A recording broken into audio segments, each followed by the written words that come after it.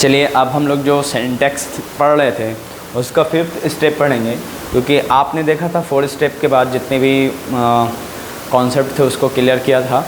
अब हम लोग जो पढ़ने वाले हैं वो है आपका 5th स्टेप, और 5th स्टेप में हम लोग देखेंगे कुछ ऐसे पेयरिंग वर्ड हैं, जैसे आपने देखा होगा कोई ऐसे वर्ड हैं जिनको एंड से जुड़ने पे वो पुलर हो जाते हैं, लेकिन हम लोग आज देखेंगे कि कुछ ऐसे वर्ड हैं जो हमेशा सिंगुलर फॉर्म में एंड पे जुड़ने के बाद भी यूज़ किया जाएगा तो वो हमेशा सिंगुलर होता है, पुलर नहीं होता।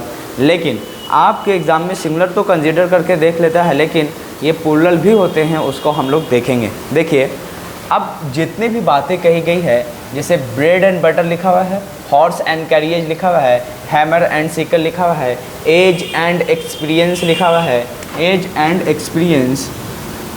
एक्सपीरियंस, और आपका लिखा हुआ है राइस एंड करी। उसके बाद लिखा हुआ है truth and honesty, coming and going, slow and steady. ये ETC जो है ये हमेशा सिंगुलर, जो पेयरिंग वर्ड है वो हमेशा सिंगुलर में कंसीडर किए जाते हैं, लेकिन ऐसा नहीं है।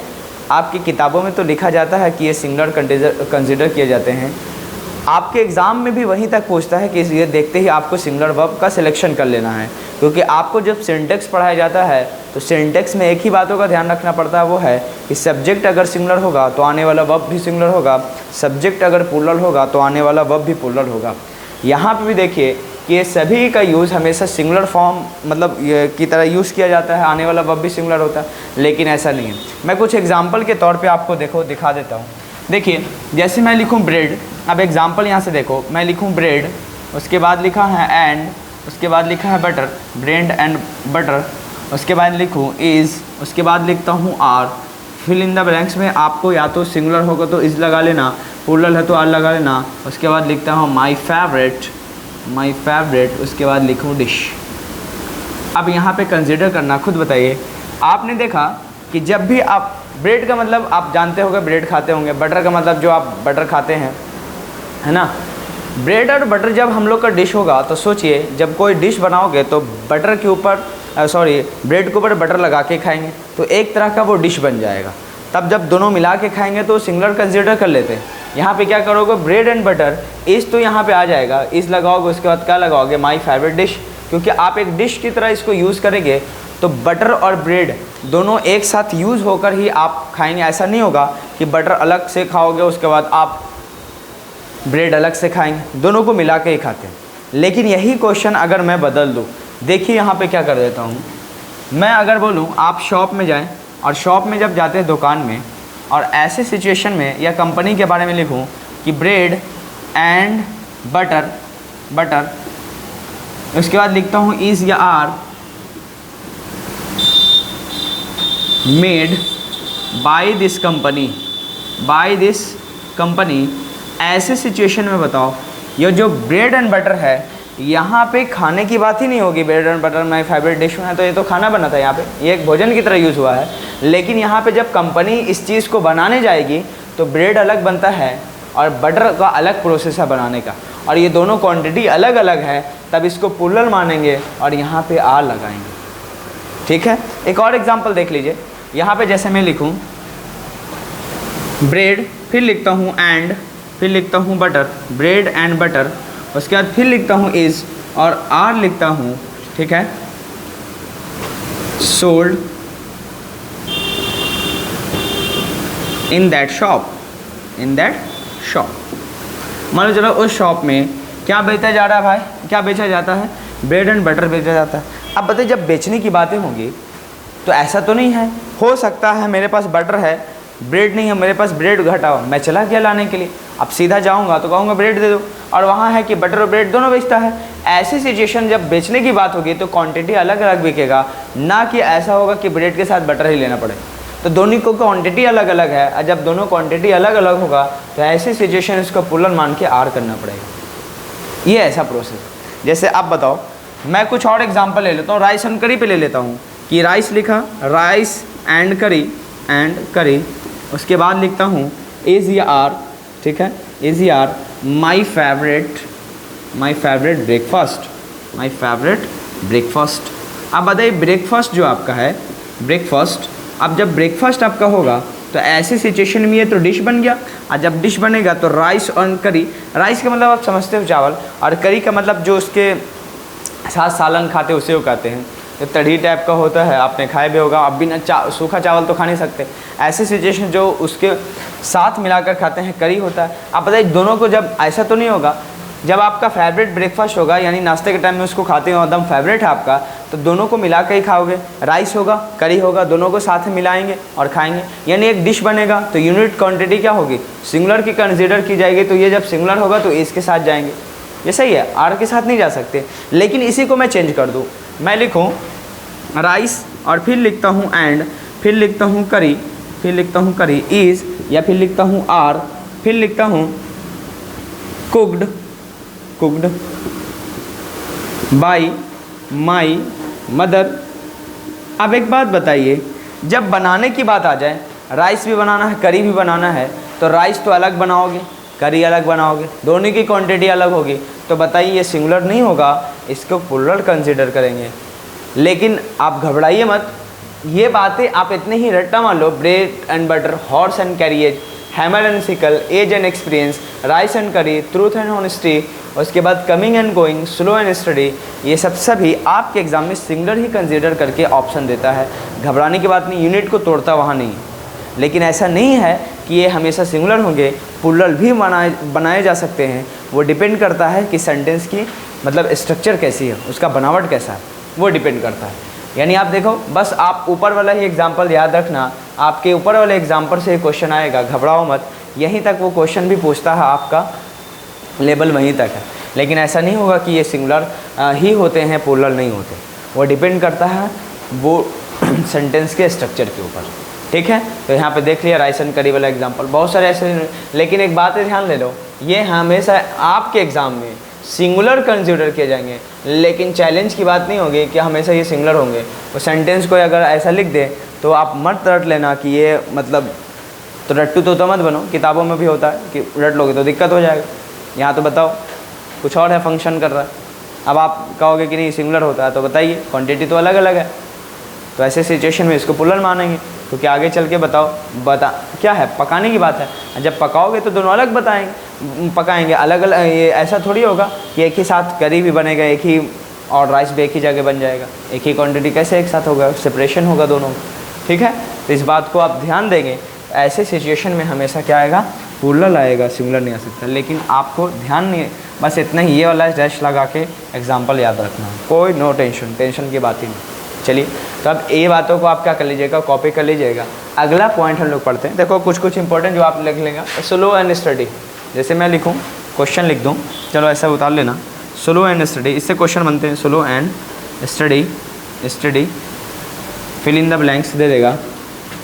चलो फिल इन द ब्लैंक्स में आपको या तो विन भरना है या तो विंस भरना है, विंस द रेस। आप बताइए किसके साथ जाएंगे, विंस के साथ जाएंगे, विन के साथ नहीं जाएंगे, इसको सिंगुलर मान लेना। ठीक है, ये क्वेश्चन आपका अगर होगा तो कर लीजिएगा। ठीक है, हाँ एक बात और स्टार लगा लेना है आपको, ये भी क्वेश्चन इसी से पूछता है। जैसे आपको लिखेंगे टाइम एंड टाइड लिखा हुआ, टाइम एंड टाइड लिखा हुआ, टाइम एंड टाइड। आप बताइए ये भी अनकाउंटेबल होके, जब अनकाउंटेबल दोनों एंड से जुड़ेंगे तो उसको प्लुरल कंसीडर करोगे, और इनके बाद हमेशा वर्ब भी क्या आएगा, प्लुरल आएगा। ये स्टार लगा लीजिएगा, इससे क्वेश्चन बहुत बनता है। जैसे क्वेश्चन लिखें time and tide, time and tide, time and tide. Tide का मतलब होता है ज्वार जो समुद्रों में उठता है, और टाइम का मतलब होता है समय, और समय और ज्वार किसी का इंतज़ार नहीं करता। इसका सेंटेंस बनेगा वेट, और एक तरफ मैं लिखता हूँ वेट्स, और उसके बाद फोर NONE नन, इसका मतलब किसी का इंतज़ार नहीं करता। ऐसे सिचुएशन बताओ, एक तरफ वेट्स मैंने लिखा, एक तरफ वेट, तब किसके साथ जाओगे बताओ। ये तो प्लुरल कंसीडर करोगे, क्योंकि दो अनकाउंटेबल नॉन हमेशा जुड़ेंगे तो प्लुरल हो जाएगा। तो यहाँ पे वेट्स के साथ नहीं, हमेशा वेट के साथ जाएंगे। क्लियर है, ये जितना भी बताया गया सेम आप कॉपी करेंगे, और हूबहू आपके ही क्वेश्चन एग्जाम में इसी से एक आध क्वेश्चन ज़रूर आएगा सिंटैक्स का। क्लियर है, तो we will study for further. Now step number, we will cover step number 6। What is step number 6? See here, what is step number 6? Step number 6 है क्या, देखिए आप कभी कभी हाइपोथेटिकल सोचते हैं, इमेजिनेशन करते हैं। जैसे मैं बोलूँ मैं डॉक्टर हूँ, तो आप इंग्लिश ट्रांसलेशन इजी कर लोगे, आई एम अ डॉक्टर। मैं डॉक्टर था तो आई वॉज अ डॉक्टर। मैं डॉक्टर होता, अब बताइए, नहीं आप है नहीं, प्रेजेंट इमेजिनेशन। ऐसी हाइपोथेटिकल सोच के लिए वर्ब सब्जेक्ट का मतलब सेंटेंस का सब्जेक्ट सिंगुलर हो या प्लूरल कोई फर्क नहीं पड़ता, आने वाला वर्ब हमेशा प्लूरल होता है और ऐसे सिचुएशन में यूज़ किया जाता है हमेशा वर्ब प्लूरल। जैसे काश मैं डॉक्टर होता, काश मैं डॉक्टर होता, काश मैं डॉक्टर होता। और ऐसे सिचुएशन में होता है, देखो हाइपोथेटिकल सोच है तो ऐसी सिचुएशन में आई विश लगाएंगे काश के लिए, मैं क्या देख आई लगाओगे, आई, उसके बाद सब्जेक्ट कोई भी हो, आने वाला वर्ब हमेशा वर ही लिखेंगे, आई वर अ डॉक्टर। हाइपोथेटिकल केस है इसीलिए, क्योंकि आगे कोई मतलब मीनिंग ही नहीं निकाल पाता। अगर आप सोचिए यहाँ पे एम लगा देंगे तो मैं डॉक्टर हूँ, जबकि ऐसा केस बनेगा ही नहीं क्योंकि हाइपोथेटिकल केस है। और जब हाइपोथेटिकल केस है, जब एम नहीं हो सकता तो इसका पास्ट फॉर्म भी वाज नहीं हो सकता। ये तो रियल सेंटेंस के लिए आता है एम इज़ आर। जैसे मैं बोलूँ मैं रियल में, ऐसा कोई रियल में डॉक्टर है तो क्या बोलेगा, आई एम अ डॉक्टर, सीधा बोलेगा। और वही आई वाज अ डॉक्टर बोलते हैं, मैं डॉक्टर था, यानी कभी रियल रहा होता है तब ये बोलता है। अब आप ना रियल बोल रहे हैं, सिर्फ इमेजिन कर रहे हैं कि मैं डॉक्टर होता, आप हैं नहीं और पता नहीं बनेंगे कि नहीं, प्रेजेंट इमेजिनेशन है। तो ऐसे सिचुएशन में सभी सब्जेक्ट के साथ आप वर्ड लगाएंगे। देखो इससे क्वेश्चन क्या पूछता है, देखिए जैसे मैं लिख देगा I wish he fill in the blanks, उसके बाद लिखता अ डॉक्टर, और ऑप्शन में दे देगा कि इज़, बी ऑप्शन में देगा एम, सी ऑप्शन में देगा वॉज, चलो इनको वर ही लगा लो यहाँ पे वर, और डी ऑप्शन में देता है ऑल ऑफ दिस या नॉन ऑफ दिस। बताइए किसके साथ जाओगे। यहाँ पे लिखा आई विश, काश वह डॉक्टर होता, तो आप इसके साथ बी ऑप्शन के साथ जाएंगे। इस तरह से इससे क्वेश्चन बनेगा, तो इसको भी ध्यान रखना। चलिए स्टेप नंबर 6 क्या होगा, हाइपोथेटिकल केस। जैसे इनके साथ के केस में जहाँ पे मिल जाएगा आई विश, जहाँ पे मिल जाएगा वुड दैट, इसी का केस होता है। वुड दैट का मतलब होता है, आई मॉडल में पढ़ाए थे वुड दैट, इमेजिनेशन केस में वुड दैट, या फिर ऑल दो वाला केस आए, इस तरह से केस आएगा तो हमेशा उसको हाइपोथेटिकल केस यानी इमेजिनेशन सेंटेंस के साथ आता है। और वर्ब हमेशा प्लूरल फॉर्म वर्ब लगाते हैं, ना कि कोई और वर्ब का यूज़ कर सकते हैं वहाँ पे, क्योंकि हाइपोथेटिकल केस होते हैं। इस बात का ध्यान रखना, सब्जेक्ट कैसे भी हो, आने वाला वर्ब हमेशा वर्ब होगा। चलिए अब स्टेप नंबर क्या होगा, 6 वाला केस के बाद स्टेप नंबर हम लोग सीखेंगे 7। स्टेप नंबर 7 क्या होता है, देखिए मैंने स्टेप नंबर 7 लिखा। स्टेप नंबर 7 में अगर मान लो मैं लिखता हूँ, देखो प्रीपोजिशन जैसे आप लिखते हो टू, तो प्रीपोजिशन जो होता है, प्रीपोजिशन अपने बात क्या लेता है, ऑब्जेक्टिव फॉर्म लेता है। जैसे मैं लिखूँ मी, तो आई का सब्जेक्ट, आई सब्जेक्टिव फॉर्म और मी क्या है, ऑब्जेक्टिव फॉर्म।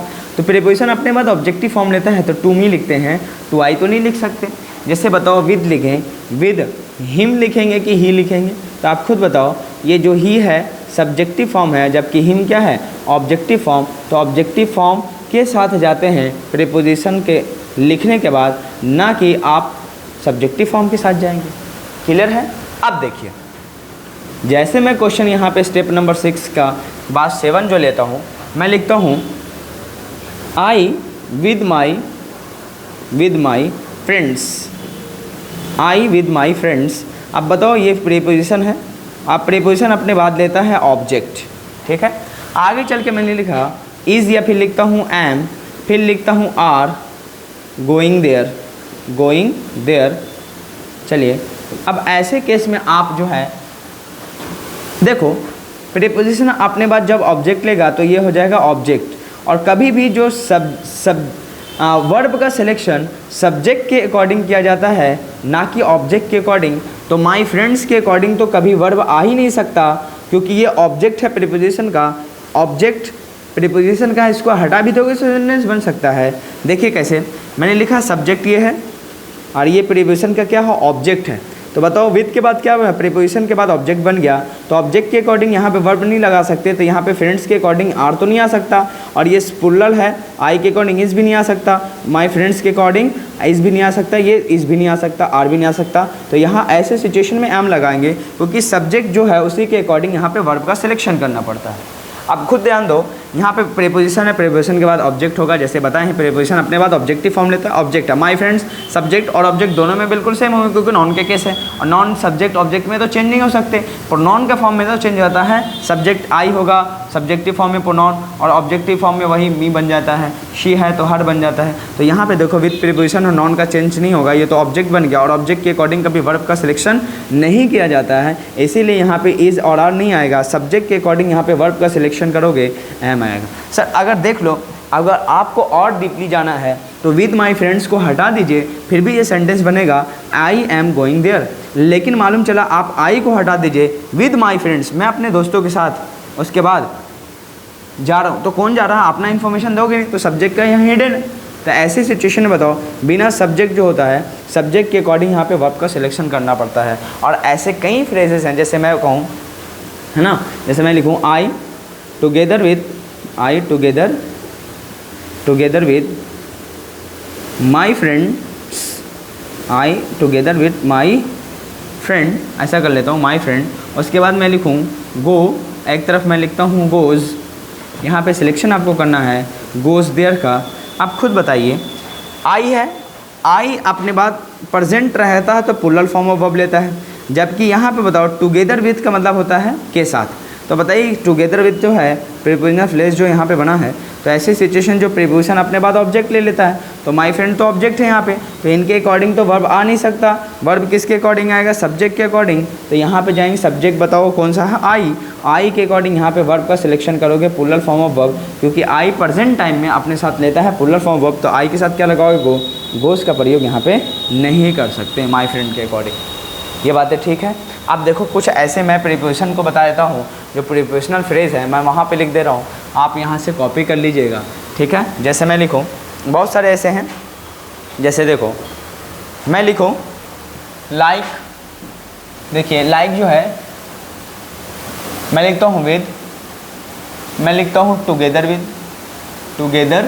विद, ठीक है। मैं लिखता हूँ like, LIKE like, like word भी होता है, प्रीपोजिशन की तरह भी काम करता है, LIKE लाइक, ठीक है। चलिए BUT बट प्रीपोजिशन भी काम करता है, कंजंक्शन की भी तरह काम करता है ये, तो एक एक चीज़ देखेंगे, ठीक है। जैसे एज वेल एज होगा, एज वेल एज होगा, along with लिखेंगे, along with, ये सब बताओ प्रीपोजिशनल जब है प्रीपोजिशन की तरह जैसे ही काम करेंगे, तो जब इनके बाद जो सब्जेक्ट लिखा होगा उनके अकॉर्डिंग कभी वर्ब का सिलेक्शन कर नहीं सकते, क्योंकि सब प्रीपोजिशन अपने बाद ऑब्जेक्ट लेता हूँ, और ऑब्जेक्ट जब बन गया तो कभी भी वर्ब का सिलेक्शन ऑब्जेक्ट के अकॉर्डिंग नहीं कर सकते, सब्जेक्ट के अकॉर्डिंग करना पड़ेगा।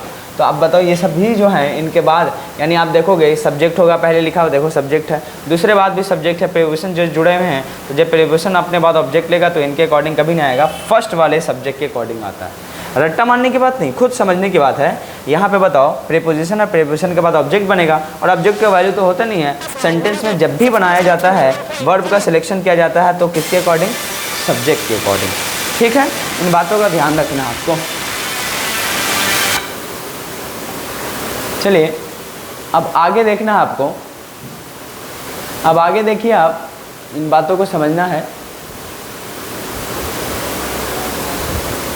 कट तो नहीं रहा वीडियो, चलिए नहीं उतना चलेगा, आप वहाँ से मैनेज कीजिए। चलो वीडियो बिल्कुल ठीक आ रहा है। अब देखो, अब मैं यहाँ पे विद टुगेदर विद कर लेता हूँ, इतना कर लिया और कुछ यहाँ पे नहीं है, तो अब एग्जांपल ले लेता हूँ। देखो अगर मैं लिखता हूँ बट का मतलब होता है पर, किंतु, परंतु, लेकिन वो कंजंक्शन की तरह अपोजिट मीनिंग देने के लिए आते हैं, कॉन्ट्रैक्शन दिखाने के लिए, लेकिन यहाँ पे प्रीपोजिशन यहाँ पे एक्सेप्ट की तरह यूज़ होगा। एक्सेप्ट का मतलब होता है को छोड़कर, ठीक है ना, ठीक है ना। आई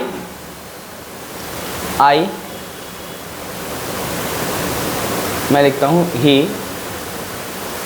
एक्सेप्ट ना लिखकर मैं लिखूँ ही, बट यू, उसके बाद मैं लिखता हूँ गो और गोज़ देयर, उसके बाद मैं लिखता हूँ डेली या एवरीडे, गोज़ देयर। अब ऐसा क्वेश्चन बना, बट का मतलब होता है एक्सेप्ट का मतलब क्या समझोगे, एक्सेप्ट यू, आपको छोड़कर, यानी आपको हटा दो। अब बताओ ये प्रीपोजिशन का ऑब्जेक्ट है, और जब ये ऑब्जेक्ट बनेगा तो इनके अकॉर्डिंग कभी वो वर्ब का सिलेक्शन नहीं होगा, वर्ब का सिलेक्शन सब्जेक्ट के अकॉर्डिंग होगा और ही गोज़ देयर हो जाएगा, यानी वह तो वहाँ जाता है एक्सेप्ट हिम, एक्सेप्ट यू, आपको छोड़कर वो वहाँ जाता है। क्लियर? इस तरह से मीनिंग देगा। क्लियर है? अब देखो जैसे मैं लिखूँ एज वेल वाला केस भी ले लेता हूँ। जैसे मैं बोलूँ ही एज वेल एज यू, उसके बाद मैं लिखता हूँ गो और तो फिर लिखता हूँ गोज़ देयर। अब आपको वर्ब यहाँ से सेलेक्ट करना है तो क्या लगाओगे? एज वेल एज का मतलब होता है टू, टू मतलब क्या होता है? भी। जैसे वह और तुम भी, गोज़ देयर, गोज़ देयर मतलब गो मतलब होता है जाना, गोज़ देयर हो जाएगा। क्यों? आप खुद बताइए। यहाँ पे एज वेल मतलब टू मीनिंग होता है, टू भी, तो बताओ ये एक्स्ट्रा मीनिंग देने के लिए आए। वह और तुम भी मतलब मेन सब्जेक्ट ये है। क्यों? आप खुद बताइए। जैसे मालूम चला आपका दोस्त अगर बीमार है ना, आपका दोस्त अगर बीमार है और जो हॉस्पिटल जा रहे तो मैं क्या बोलूँगा? तुम और तुम्हारे दोस्त भी, ठीक है, हॉस्पिटल जा रहे। फिर बोलूँ तुम्हारे दोस्त और तुम भी हॉस्पिटल जा रहे, दोनों में फ़र्क है। पहले आपने क्या बोले? तुम और तुम्हारे दोस्त और तुम भी हॉस्पिटल जा रहे हैं। ऐसे केस में क्या होगा? मेन जो जिसका नाम आप ले रहे भी से पहले, तुम भी से पहले यानी तुम्हारे दोस्त, वो मेन सब्जेक्ट बनता है और वहीं पे यानी बीमार वो बनता है। जैसे आप मालूम चला, मैं एक सेंटेंस पहले हिंदी में लिख लेता हूँ, ठीक है। वह और उसका दोस्त भी, और उसका दोस्त भी, क्योंकि एज वेल एज का मतलब होता है भी का केस में हिंदी मीनिंग चला जाता है। तो आप खुद बताइए, उसका दोस्त भी, ऐसा ले लेता हूँ, ठीक है। अब यहाँ पे ऐसा लिखोगे ही, वह एंड एज वेल एज और उसका दोस्त भी, तो और भी के लिए क्या लगाते हैं? एज वेल एज, ही एज वेल एज, ऐसा लिख लेंगे, ही एज वेल एज। और उसके बाद उसका दोस्त भी, तो उसका मतलब हिज फ्रेंड लगा लेंगे, हिज फ्रेंड्स, या उसके दोस्त लोग भी लगा लो। यहाँ पे लिख लो उसका रुक जाइए, उसके दोस्त लोग भी, ऐसा कर लो, दोस्त लोग भी। आप खुद बताइए, ही एज वेल आ जाएगा और भी के लिए you, he as well as his, उसके बाद क्या लगाओगे? फ्रेंड्स हो जाएगा। आप खुद ही as well as his friends. आप यहाँ पे अगर मैं लिखूँ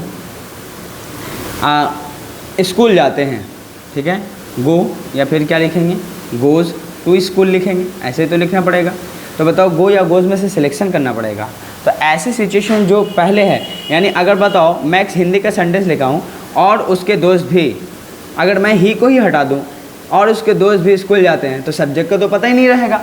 तो जो पहले लिखते हैं उसका फंक्शन यानी मेन सब्जेक्ट वही होता है और इसी के अकॉर्डिंग आप वर्ब का सिलेक्शन करते हैं। अब ही के अकॉर्डिंग ही आएगा, ना कि हिज फ्रेंड्स के अकॉर्डिंग। समझ रहे? अगर उल्टा होता कि उसके दोस्त और वह भी, तब उल्टा हो जाता, क्योंकि उसके दोस्त का इम्पोर्टेंस हो गया, यहाँ पे वह भी उसका इम्पोर्टेंस कम चला गया। यही सब्जेक्ट है, यही सब्जेक्ट के अकॉर्डिंग आप क्या लगाओगे? वर्ब लगाओगे। तो ही के अकॉर्डिंग गोज़ लगेगा, गो नहीं लगा सकते। अगर इसके अकॉर्डिंग आता तो गो लगता, लेकिन ये तो इसका ऑब्जेक्ट बन गया, प्रीपोजिशन की तरह काम करते हैं, पूरा फ्रेज बनते हैं। कुछ ऐसे शब्द हैं जो फ्रेज की तरह काम करते हैं। तो ऐसे सिचुएशन में क्या लगाएंगे? फर्स्ट वाले सब्जेक्ट, क्योंकि इसका इंपॉर्टेंस होता है, ना कि इनके बाद वाले का। क्योंकि आप सेंटेंस का मीनिंग देखो, वह और उसके दोस्त भी, अगर उसके दोस्त भी हटा दो, वह स्कूल जाता है, सही है। अगर वह हटा दें और उसके दोस्त भी, तो बोलोगे ना और वो कहाँ गया सब्जेक्ट। अगर उल्टा लिख दो उसके दोस्त और वह भी, तब बताओ सब्जेक्ट कौन इंपॉर्टेंस रखेगा? उसका दोस्त। तो पहले उसके दोस्त यानी फ्रेंड्स पहले लिखेंगे, बाद में ही लिखेंगे। तो इनके अकॉर्डिंग सब्जेक्ट ये बनेगा, तो मेन सब्जेक्ट जो होगा उसी के अकॉर्डिंग आप वर्ब का सिलेक्शन करेंगे। तो आप बताओ, यहाँ पे बताओ, अगर उलट देंगे तब गो लगाएंगे, अगर उल्टा नहीं लिखा रहेगा, हिज फ्रेंड्स पहले अगर लिख दूंगा तो गो लगेगा, लेकिन ऐसे सिचुएशन में गोज़ लगाना पड़ेगा। ठीक है, इन बातों को ध्यान रखना। अब एक और है जिसका लाइक वाला क्वेश्चन ले लेता हूँ। लाइक का मतलब होता है की तरह, बट वाला देख लिया, लाइक वाला देख लेता हूँ। लाइक का मतलब होता है की तरह, ये भी एक प्रीपोजिशन की तरह काम करता है, की तरह ऐसा बोलते हैं, ठीक है ना, की तरह आप लिख लीजिएगा। क्या लाइक का मतलब दो मीनिंग, या तो एक वर्ब होगा या फिर क्या होगा, प्रीपोजिशन की तरह काम करेगा। आप देखो, मैं इन बातों को अगर आप उतार चुके हैं तो ये वाला उतार लेना। ठीक है, इसको मैं थोड़ा मिटा रहा हूँ, थोड़ा जगह चाहिए। अब देखिए यहाँ पे मैं लिखता हूँ ही लाइक हिज फ्रेंड्स, है ना। उसके बाद लिखा है डू, एक तरफ लिखता हूँ डज, दिस वर्क। अब ऐसे सिचुएशन में बताओ ही लाइक हिज फ्रेंड्स, अब खुद बताओ अगर ये वर्ब होता, खुद बताइए, तो ये सिंगुलर है तो आने वाला वर्ब भी सिंगुलर होता, लाइक्स लिखना पड़ता। यहाँ पे तो लाइक लिखा हुआ है, तो ऐसे सिचुएशन में जब देखो तो ये प्रीपोजिशन का काम कर रहा है, तभी तो ये प्रीपोजिशन को थोड़ी फर्क पड़ता है सब्जेक्ट से, क्या वो थोड़ी चेंज होगा। तो ऐसे सिचुएशन ये प्रीपोजिशन का ऑब्जेक्ट बनेगा और लाइक इस फ्रेंड हम लोग दोस्तों की तरह इसका मीनिंग निकलेगा, वाह इस काम को करता है। तो सब्जेक्ट क्या होगा ही, और ही के अकॉर्डिंग यहाँ पे सब्जेक्ट जैसा होगा वर्ब का सिलेक्शन करना है। तो बताइए सिंगुलर होगा तो आने वाला वर्ब भी सिंगुलर होता है, और वर्ब बताए हैं जिस वर्ब में एस ई एस या आई एस लगा होता है वही वर्ब हमेशा सिंगुलर होता है, ये डू के साथ नहीं जा सकते, ठीक है। ऐसा सिचुएशन में बनता है। तो लाइक दो फंक्शन करता है, प्रीपोजिशन का भी और वर्ब का भी। तो यहाँ पे लाइक्स नहीं लिख सकते, लाइक लिख देंगे तो ही लाइक्स हिज फ्रेंड, वो अपने दोस्त को पसंद है, तो आगे कोई मीनिंग ही नहीं निकलेगा, समझ रहे, यहीं पे होल्ड हो जाएगा, ख़त्म सेंटेंस। डू डज का थोड़ी मीनिंग निकलेगा। और जब ये प्रीपोजिशन लगाओगे लाइक मतलब की तरह, जैसे ही लाइक हिज फ्रेंड, वह अपने दोस्तों की तरह, डज दिस वर्क वह काम को करता है, डू तो लगा नहीं सकते क्योंकि मेन आपका कौन है, सब्जेक्ट सिंगुलर होगा ही। लाइक हिज फ्रेंड तो प्रीपोजिशन है लाइक, वहाँ उसके बाद क्या जा रहा है, ऑब्जेक्ट जा रहा है, तो ऑब्जेक्ट के अकॉर्डिंग कभी भी वर्ड का सिलेक्शन नहीं किया जाता। तो बताइए तीनों पॉइंट स्टेप नंबर 6 तक क्लियर है कि नहीं, सॉरी 7 क्लियर है कि नहीं। और हम लोग इसके बाद आते हैं 8 नंबर पॉइंट पे। तो 8 नंबर पॉइंट इसको जल्दी से पहले कॉपी कीजिए, फिर हम लोग 8 नंबर पे आते हैं।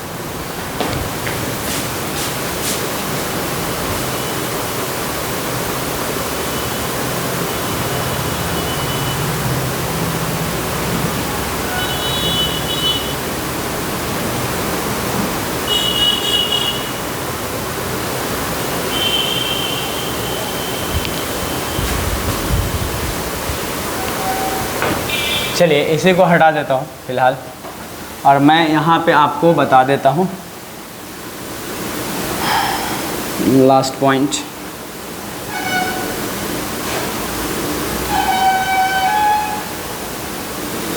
ठीक है,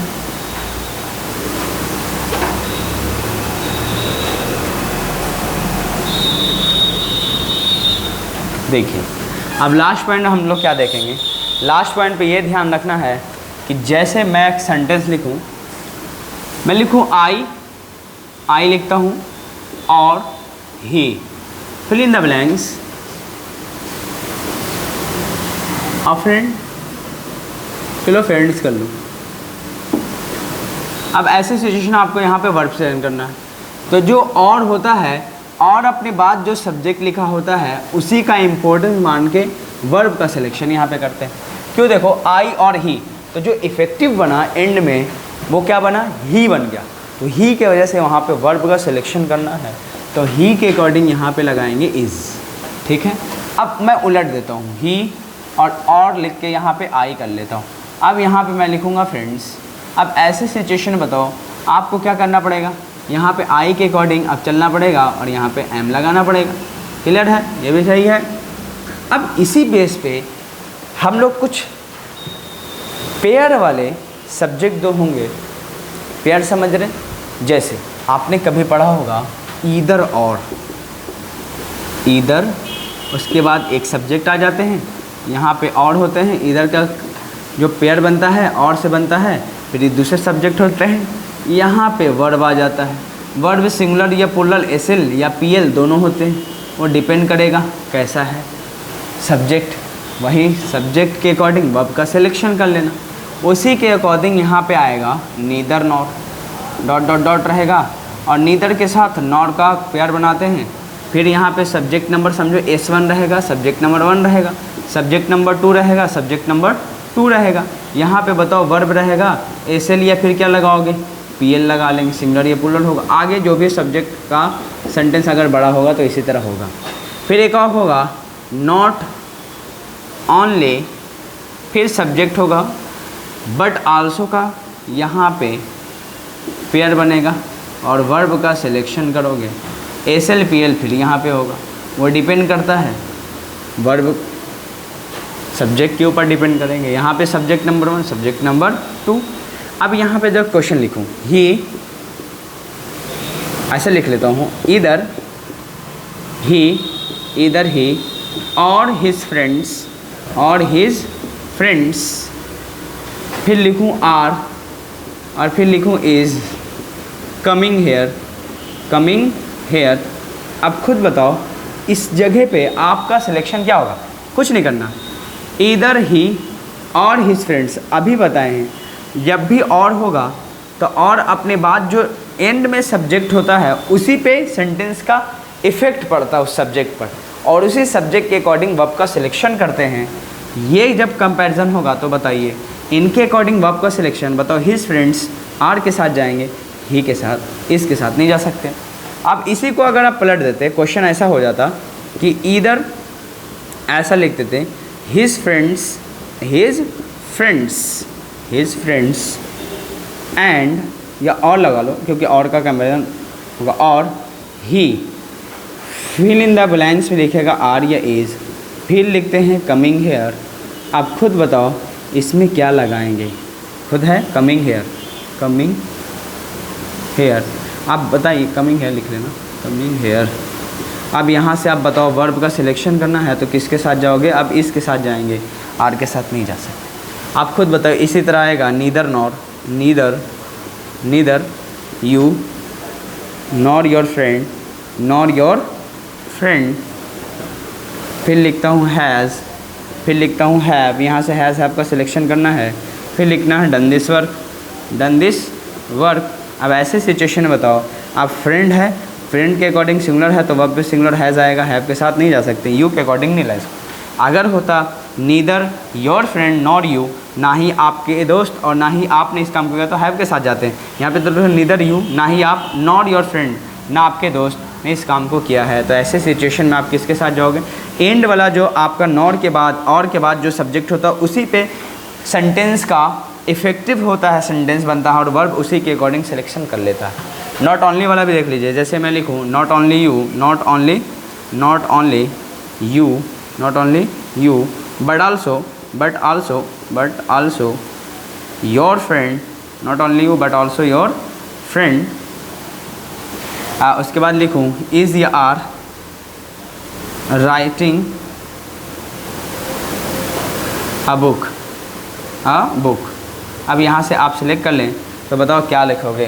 तो ऐसे सिचुएशन नॉट ओनली लिखा हो, not only you but also your friend. अब बताओ बट आल्सो वाला जितने भी बनेगा उसी के अकॉर्डिंग जाएगा सब्जेक्ट नंबर 2 के अकॉर्डिंग, क्योंकि इफेक्टिवनेस इसका ज़्यादा होता है। तो ऐसे सिचुएशन बताओ, योर फ्रेंड है, सिंगुलर है, यू है, ये तो प्लूरल कंसीडर हो तब आप प्लूरल लगाते यू के अकॉर्डिंग आर। यहाँ पे बताओ योर फ्रेंड है, सिंगुलर है, तो ऐसी सिचुएशन में इसके साथ जाएंगे, आर के साथ नहीं जा सकते। ये आपका है, ठीक है। तो आप देखेंगे कहीं कहीं पे रट्टा मार लेते हो, रट्टा मारने से काम नहीं चलता, वजह होता है कि क्यों इसे करते हैं, ठीक है। अब देखो ये बातें ठीक है, ये जैसे आपने 7 नंबर पॉइंट देखा था वो तो बहुत ज़्यादा इंपॉर्टेंट था, क्योंकि आप हर जगह पे देखोगे सब रटाते रहते सब्जेक्ट नंबर 1 के अकॉर्डिंग वर्ब लगाएं। अरे क्यों लगाएं? क्योंकि खुद बताओ ये प्रीपोजिशन का ऑब्जेक्ट है, जब प्रीपोजिशन या प्रीपोजिशन फ्रेज का ऑब्जेक्ट बनता है तो ऑब्जेक्ट के अकॉर्डिंग कभी भी वर्ब का सिलेक्शन नहीं किया जाता, सब्जेक्ट के अकॉर्डिंग किया जाता है, इसीलिए लगाया जाता है। और यहाँ पे देखिए और नॉर के केस में सब्जेक्ट का जो इंपॉर्टेंस होता है और के बाद जो आएगा सब्जेक्ट उसका इफेक्टिवनेस आपके सेंटेंस पे होता है, तो इसीलिए वर्ब उसी के अकॉर्डिंग आता है, ना कि सबसे फर्स्ट वाले पे, ठीक है। तो आप देखिए रट्टा मत मारिए, समझिए क्यों ऐसा होता है, ये बातें होता है। इंपॉर्टेंस का सब खेला है, लाइफ में इंपॉर्टेंस है। जैसे खुद बताओ, अगर मालूम चला आप डिस्ट्रिक्ट मजिस्ट्रेट से मिलने चलेगा कि आप चलो डिस्ट्रिक्ट मजिस्ट्रेट मुझे काम है, कुछ मिलना है। अब आप जैसे गए तो वहाँ गेट के ऊपर दरबान था, दरबान मतलब समझ जाओगे प्यून था, सीधा सीधा। जब प्यून था आप गए, अब उसने बोला कि नहीं जाने दूँगा। अब वहाँ पर आप दे दिए 10 रुपया, तो मान जाएगा 10 रुपये में? कभी नहीं मानेगा, ठीक। वही 10 रुपया मालूम चला आप एक शहर से आ रहे थे और कहीं जा रहे थे, आपके पॉकेट में 10 ही रुपया था और अपने घर से निकले मार्केट जाने के लिए कि वहाँ ऑटो वाले से 10 रुपये लेता है, और वो जैसे ही आपने पॉकेट में रखा और वो पॉकेट में जैसे लेके घर से निकले और जैसे ऑटो वाले को देने लगे, पॉकेट में हाथ डाले तो 10 रुपये है ही नहीं। तब बताओ वहाँ पे 10 रुपये का बहुत बड़ा इंपॉर्टेंस है, क्योंकि आपके पास है ही नहीं और उस भाड़े वाले को देना है। और लेकिन वहाँ पे जब आप प्यून के पास जाओगे 10 रुपये दोगे कि मिलवा दो मुझे, क्या मिल पाओगे? यही होता है इम्पोर्टेंस। लाइफ में जितना इम्पोर्टेंस जितना होगा उतना ही आप सीख पाओगे। तो इम्पोर्टेंस अपने आप को देते हो तो सीखने पे ध्यान रहेगा, नहीं तो रट्टे मारने पे लाइफ हो जाएगी। और कितना रटिएगा, वो तो फंक्शन देखना पड़ता है, वरना कितने सेंटेंस बड़े बड़े होते हैं, वहाँ पे तो वर्ब लगाना मुश्किल हो जाता है। ठीक है, या तो आप रट्टा मार लो या फिर कॉन्सेप्चुअल सीखो कि क्यों होता है और कैसे होता है। ठीक है, तो इस बात को आप शेयर कीजिएगा, मोटिवेटेड रहिए, अपने आप को कंसिडर कीजिए। लाइफ में कम से कम एक पार्ट, एक चौथाई या एक तिहाई भाग आपका डेली अपने ऊपर होना ही चाहिए कि मैं डेली क्या कर रहा हूँ। 24 घंटे में बताइए, एक तिहाई भाग जैसे 6 आवर्स है वो अपने आप पे फोकस कीजिए। 6 नहीं 8 आवर्स होगा, 24 घंटे का 1/3 पार्ट, 8 आवर्स अपने आप पे फोकस ज़रूर कीजिए कि मैंने क्या सीखा आज और क्या क्या करना है मुझे। ठीक है, क्योंकि आप अपने माँ बाप के एक सपने हैं, उसको सपना वेस्ट मत होने देना, कुछ बन के दिखाना ज़रूर। ठीक है, see you in the next class. अगले क्लास में मिलते हैं। अगला पॉइंट हम लोग क्या पढ़ेंगे इसके बाद? नहीं तो इस पॉइंट को बना लेंगे। कौन सा पॉइंट था वो? 7 था, इसको 8 पॉइंट मान लेना, स्टेप नंबर 8 मान लेना, स्टेप नंबर 8 मान लेना, स्टेप नंबर 8। ठीक है, तो we will meet you in the next class.